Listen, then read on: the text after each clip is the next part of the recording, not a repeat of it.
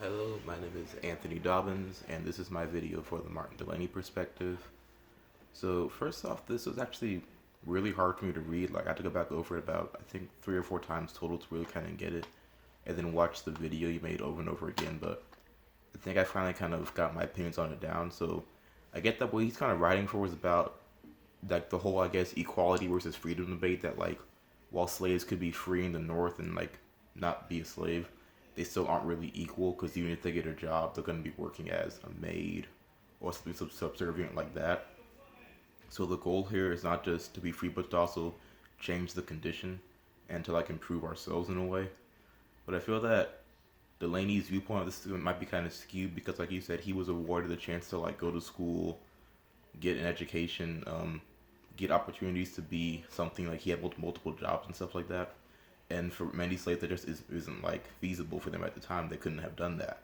So for him to say that, like, of course, it would seem easier to him than it would for most.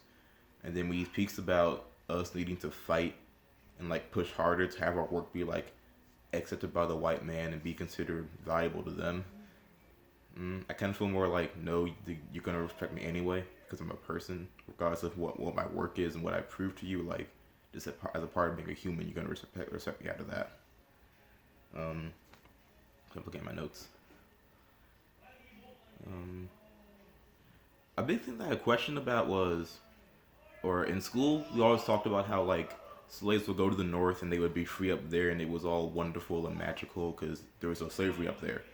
But just kind of pointed out the fact that like life in the north was still very tough for a slave because again, even though you weren't a slave up there, you were still a second class citizen. You just weren't a slave.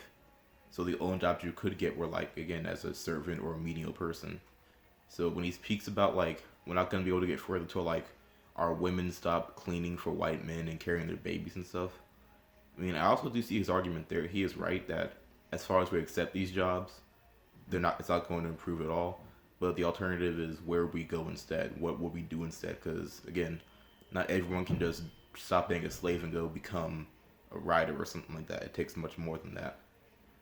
But I mean, I do feel like he was aiming his argument. I think he said more at free blacks, and that could kind of go back also with like I forget who said the 10% theory, but I remember learning about that. That the belief in that the top 10% of blacks could like get educated, and from there begin to build and educate other blacks and build the community up.